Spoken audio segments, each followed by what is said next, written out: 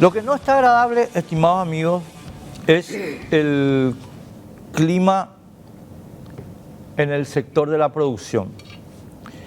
Y quiero compartir con ustedes un tuit que hace unas 12 horas por ahí puso en redes sociales el Agroparlamento. Si ustedes me permiten, el gobierno paraguayo se rinde ante la Unión Europea, pero el campo no lo hará. Los motores de los tractores se están calentando para el mayor tractorazo de toda la historia. No entregaremos nuestra soberanía. Suscribo hasta la última coma para que no haya dudas de cuál es mi posición sobre este tema. Y quiero... Y este material es un análisis muy interesante que hace el exministro Alfredo Molina sobre la imposición imperialista colonialista de la Unión Europea, la R1115. Y antes de darle la bienvenida a nuestros invitados, que son del sector de la producción, estimados amigos, yo quiero simplemente señalar lo siguiente. Si tiene plumas de pato, patas de pato, pico de pato, color de pato y sonido de pato, es un pato. ¿Por qué hago esta remanida mención? Porque, estimado amigo, acá el gobierno y los cipayos de la Unión Europea pretenden que el pato no es pato. O sea, pretenden que creamos, vos y yo, que el pato no es pato. Entonces tenemos al gobierno diciéndonos que no es un pato, pero a los cipayos, en la opinión pública, entre comillas digo, pretendiendo que el pato no es pato, pero es pato. Así que estamos hoy con gente del sector de la producción. Alfred Faz, Federación de Cooperativas de la Producción, ¿cómo te va? Gracias por estar con nosotros. Buenas noches, un placer de estar contigo aquí. Gracias, igualmente. Héctor Cristaldo, Unión de Gremios de la Producción, ¿cómo andas, Héctor? Buenas noches, Enrique, buenas noches a la audiencia, un gusto compartir con Alfred y contigo. Bueno, voy a tratar de darles un poco y esto ya lo hablé contigo, Héctor, en la radio, pero para introducir, empiezo contigo, pero porque ya lo hablamos con Héctor en la radio. A mí se me prendió la alarma, estimado mío, con el decreto 1541.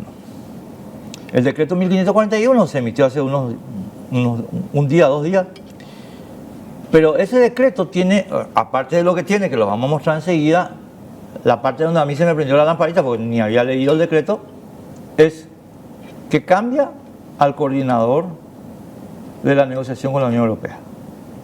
El coordinador era el ministro de Agricultura y Ganadería, o sea, el ministro agropecuario, Carlos Jiménez, y ahora es el ministro de Industria y Comercio, Javier Jiménez. Los que hacemos seguimiento de la vía institucional, porque nuestro trabajo nos obliga a hacerlo, y seguimiento también de la historia, estimados amigos, sabemos que los nombres en los gobiernos significan cosas. Los nombres significan políticas. Carlos Jiménez era un señor que estaba comprometido con la producción paraguaya. Javier está comprometido con la Unión Europea. Javier, querido, te espero el domingo y esto que estoy diciendo, nada personal y no es peyorativo, es un compromiso que uno asume. En consecuencia, cuando el gobierno saca al que está comprometido con la producción y pone al que está comprometido con la Unión Europea, uno ya sabe, sin leer, a qué juega el gobierno. A entregarnos. Bueno, yo empecé por ahí, ya hablamos de esto con Héctor, así que, Alfred, quiero escuchar tu opinión. Mira, el decreto nos sorprendió también, porque no sabíamos de eso. Y lo que siempre es bueno cuando uno quiere establecer una relación de confianza, es bueno cuando nosotros estamos hablando que sepamos qué es lo que va a salir. Nosotros estuvimos, creo que en muy buenos conversaciones con justamente el sector oficial, y en ese momento sale este decreto que era un poco algo diferente de lo que nosotros propusimos, ¿sí? Entonces, eso nos llamó la atención, ¿sí? Héctor me dijo, perdón que le mencioné, Héctor me dijo ayer en la radio que una de las cosas llamativas del decreto es que no está el sector productivo. Sí, es cierto eso. Llama la atención. O sea, están los que nos van a entregar, pero no estamos los que... Bueno, Héctor. Es importante, y eso sabemos siempre, cuando algo tiene que salir bien, hay que hacer el cálculo con el que va a hacer el aporte. El aporte. Y el productor aquí tiene que hacer el aporte. El productor es el principal, y todo lo que se esté planificando se tendría que hacer con el productor. Héctor, la cosa entre que hablamos ayer y hoy, para mí que pasó de castaño a oscuro. Hoy estoy con las frases comunes, pido disculpas. A mí no me suelen gustar, pero de castaño a oscuro. Ayer estábamos con esta nominación, pero hoy como que se radicalizaron las cosas, ¿verdad? Hay sectores afines al gobierno que están pretendiendo empujarnos a aceptar esto. Por ejemplo, Unión Industrial Joven, UIP Joven. Chicos, ¿qué pasa con ustedes? Nada, te escucho, Héctor. Bueno, es un tema complejo, donde hay más dudas que certezas, y eso nos ayuda a crear confianza, y sobre todo porque se trata de una ley extranjera que no es negociable. Al no ser negociable la ley de ellos, la tarea nos queda a nosotros de ver si es armonizable con nuestro sistema jurídico o colisiona con nuestro sistema jurídico. Esas son las preguntas que tenemos que hacer. Y nosotros en la Unión de Gremios, FECOPRO, Coordinadora Agrícola, CAPECO y los demás gremios que estamos ahí trabajando, estamos con 4 criterios encarando este problema o esta amenaza para el Paraguay, porque lo que tenemos que hacer es blindar al Paraguay del riesgo de manoseo por bloques económicos. Y la amenaza nosotros vamos a enfrentar unidos, informados y alertas, por un lado, y con los criterios de si va a ser un freno al desarrollo cualquier iniciativa, nosotros no vamos a acompañar. Si va a afectar la producción de alimentos, que es el rubro principal de exportación del país, tampoco vamos a acompañar. Si va a generar una barrera artificial al comercio para sacarnos competitividad, tampoco vamos a acompañar. Y si va a atropellar nuestro marco jurídico. Esas cuatro variables son las que nosotros usamos para el análisis de cualquier propuesta en este tema del reglamento 1115. No es nada personal, no hay otra intención que blindar al Paraguay de las amenazas y las distorsiones que pueden afectar nuestro desarrollo. Nosotros tenemos derecho a desarrollarnos y no nos pueden venir a imponer que el Paraguay se vuelva un museo, porque ellos tienen el cargo de conciencia que hicieron un despelote en su continente, siguen usando energía de carbón y un montón de otras cosas, y a nosotros nos quieren frenar el desarrollo de la producción de alimentos. Las emisiones de Paraguay son para producir alimentos, las emisiones de Europa es para confort. Ahora, acá voy a decir un par de cosas, Alfred, porque quiero entender. Esto que te voy a decir, lo hablamos con César Barreto y con Manuel Ferreira en este programa. Con Manuel en la radio y con César acá. Lo invitamos para otra cosa, pero bajo un concepto que es el crecimiento potencial de la economía. Y lo que estaba explicando César es que nosotros tenemos una tasa decreciente de crecimiento potencial de la economía. Es decir, este año vamos a crecer 5 y algo, pero eso va a ir como que aterrizando en los próximos años porque tenemos una tasa de crecimiento. Y aquí entra la parte que les toca a ustedes. El motor de nuestra economía, estimadas amigas, amigos, es el sector agropecuario. No es otro. Ese es el sector. El sector que sacó 167.000 personas de la pobreza en los últimos 12 meses es este sector, no otro. Entonces lo que dice César Barreto, lo que dijo acá, es simple. Le estamos poniendo un corset a la máquina de nuestro desarrollo, el sector agropecuario, y tenemos congelada, estimado amigo, la superficie agrícola desde hace 14 años o 15, en 3,5 millones de hectáreas, y tenemos congelado el hato ganadero en 14 millones de cabezas. Congelado. No se movió ni 1 milímetro. Y esto tiene un techo que vos podés agregar con tecnología y compañía. Y después, los otros paraguayos. Ese para mí es el problema, mi querido Alfred, cuando viene un dispositivo legal normativo, alentado por el propio gobierno paraguayo, pero impuesto por los colonialistas de la Unión Europea, para congelar el aparato productivo y, como dice Héctor, terminar siendo un museo donde ellos van a venir a sacarse fotos con los papagayos y toda esa historia, pero nosotros, nuestra gente, va a estar sumida en la pobreza porque el aparato productivo no va a poder proveer lo que se necesita. Mira, nosotros en Paraguay creo que somos un ejemplo para muchos otros países. En los últimos 20 años, nosotros hicimos cosas grandes.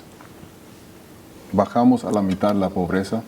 Nosotros duplicamos varias veces toda nuestra producción. El ingreso per cápita subió enormemente y eso es gracias al sector productivo. ¿Y cómo empezó?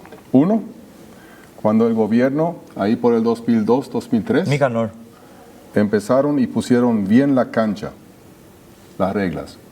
Bajaron los impuestos y dejaron que el sector tenga la seguridad que necesita para trabajar.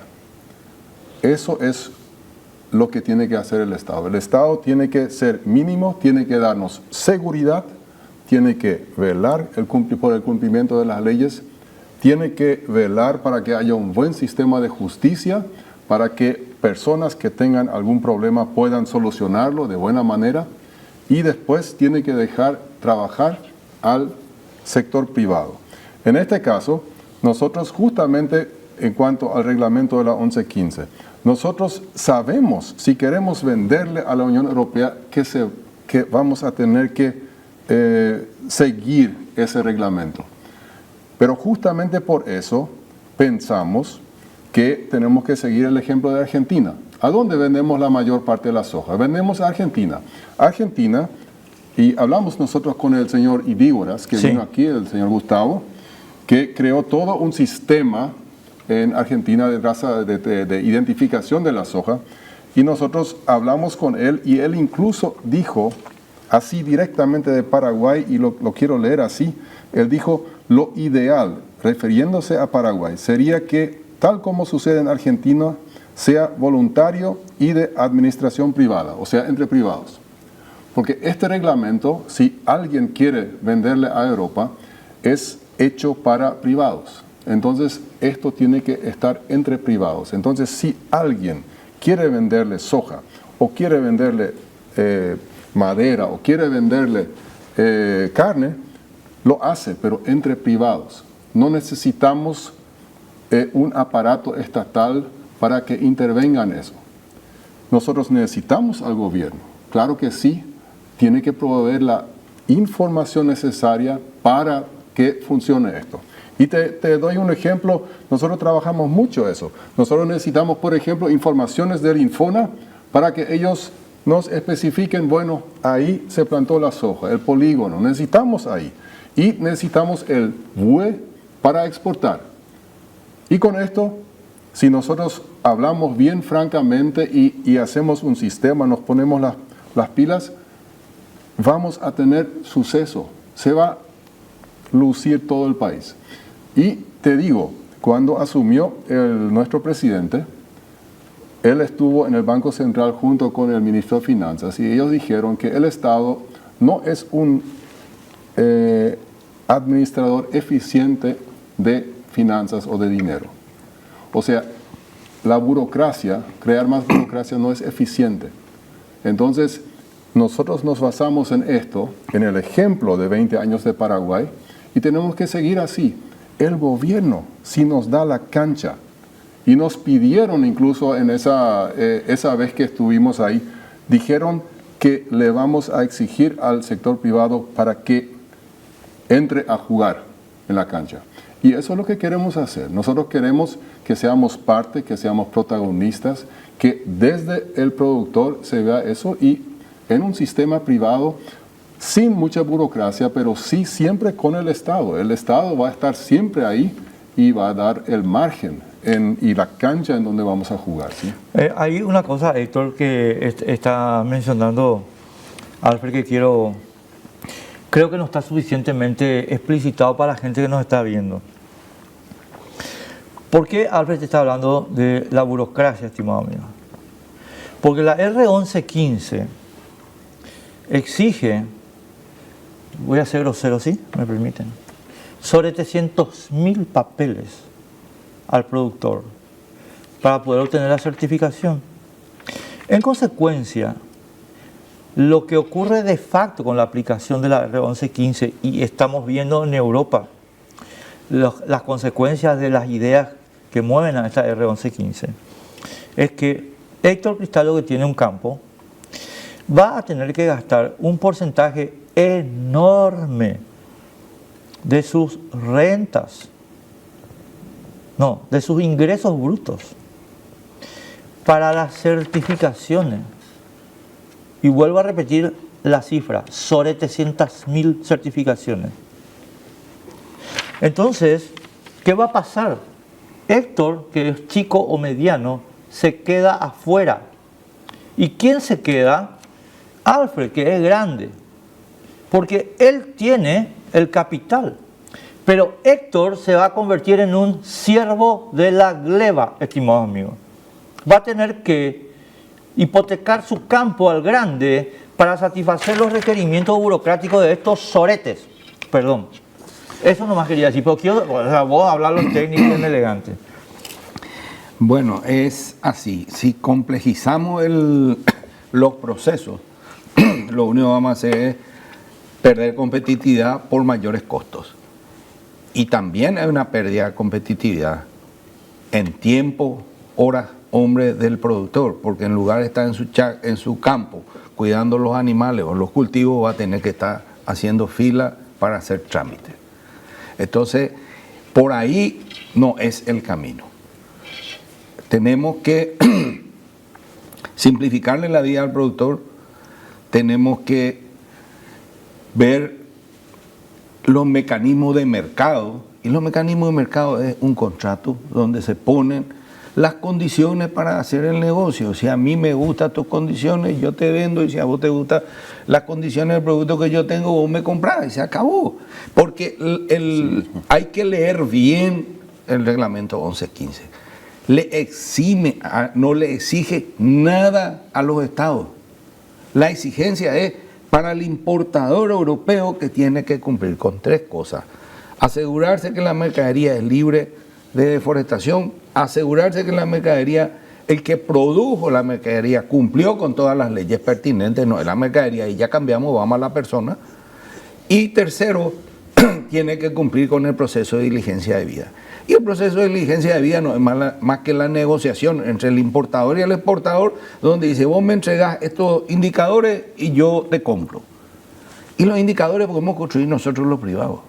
No necesitamos una plataforma estatal que va a tender a tener el sesgo, esa es la duda y el miedo que nos transmite nuestra gente, que va a tener un sesgo burocrático, lento, caro, y que en cualquier momento, por más que sea de inicio voluntario, se puede volver obligatorio. Y lo más peligroso de todo eso que tenemos que ver con los abogados es internalizar las condiciones de Europa a un proceso administrativo del Estado paraguayo. Ahí viene un punto que es un gran signo de interrogación que tenemos que evaluar entre todos y no equivocarnos. Nosotros no podemos pisar palito, no podemos errar, porque está en juego el futuro del desarrollo del Paraguay. Alfred, quiero hacer unas precisiones con respecto a lo que, o sea, no precisiones, quiero plantear algunas cuestiones. Este es el mundo ideal. Ahora, cuando uno lee la 1115, artículo 30 o el 34, la Unión Europea dice, estimado amigo, que se reserva el derecho, la Comisión Europea, de modificar las condiciones de uso del suelo que sean aceptables para sus privados. Y exige que se internalice legislación para este efecto. Y nosotros, ¿qué tenemos acá como resultado práctico de esas disposiciones normativas? Que tenemos que viene el comisario europeo de ambiente, Virginio no sé cuánto, y nos dice que va a dar dinero, y ya lo están dando, ese es el tema REDIEX, pero que van a dar más dinero, ¿para qué?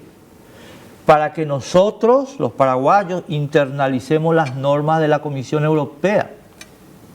Entonces, eso de entre privados, Héctor, yo lo tomaría con pinza. O sea, ese es el ideal.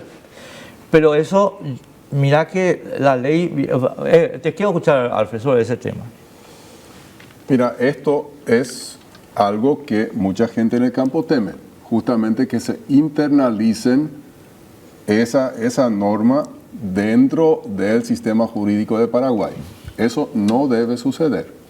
Y ahí nuestras bases están bien claras. Eso sería una pérdida de soberanía. Y justamente por eso también varias personas de las bases directamente sugieren, porque eso podemos sugerir nomás, que ese dinero de la Unión Europea no se utilice. Pero, claro. Hay dos temas clave, Enrique. Uno es cierto, es lo ideal lo que yo planteo, pero no es lo imposible. Porque si ese es el camino que elegimos, vamos a evitar las distorsiones, los sesgos y los manoseos, porque si no vamos a quedar al arbitrio de unos cuantos sabios en Bruselas. Porque está claro en la ley, en el artículo 34, ellos se reservan el derecho de modificarla. Y ya está cantado, en junio de este año van a ampliar a otras áreas forestales. En junio del año que viene van a ampliar al maíz, a pastizales, a humedales y a suelos con alto contenido de carbono y otros ecosistemas. Entonces, cuando vos le chuleas al arquero, vas a meter el gol, te va a mudar el arco. Y cada vez que vos haces el esfuerzo para ir adecuándote, sin darte el tiempo, porque realmente todo lo que ellos piden en un proceso de un año es imposible. Y lo que van a ver, cada cambio, vos no vas a poder hacer en 6 meses.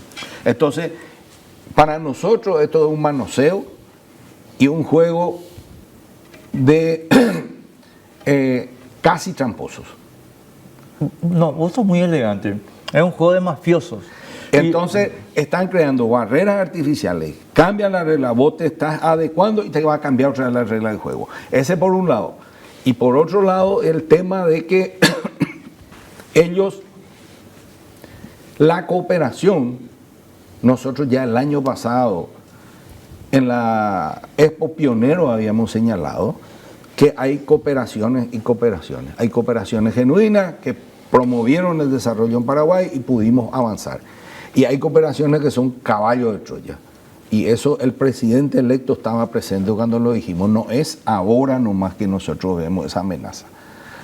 Y la cooperación está escrito. No sé si la gente leyó lo que dice el artículo 30 del reglamento. En su numeral 2 dice que va la cooperación, y el 30 dice cooperación con terceros países. Es lo que el numeral 2 dice se va a promover un proceso participativo para la reforma jurídica. Ellos van a decidir qué ley vamos a cambiar. Exacto. Y después dice, en el tercero, se va a promover un proceso participativo para el ordenamiento territorial. Eso es decirte dónde poder trabajar, dónde no poder trabajar. Mañana donde vos estás trabajando te va a decir no poder trabajar más. ¿Y qué hace? Es lo que está pasando en Holanda, donde le dice tenés que cerrar tu granja.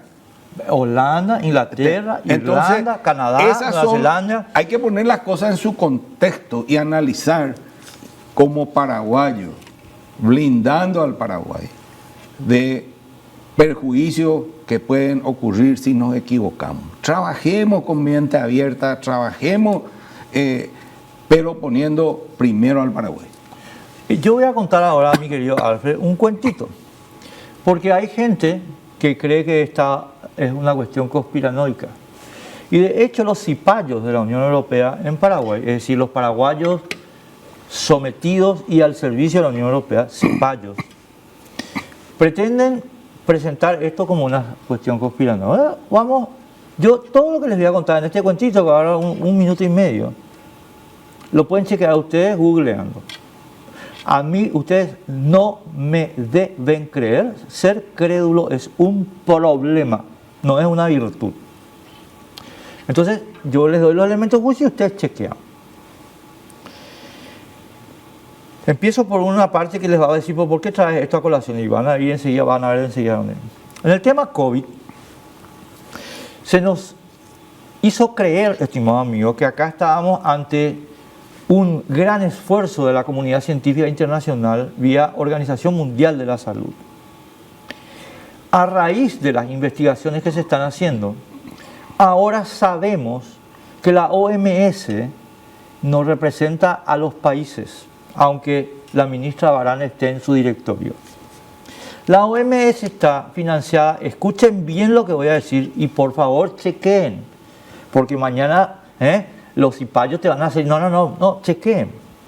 85% del presupuesto de la Organización Mundial de la Salud lo paga un criminal que se llama Bill Gates.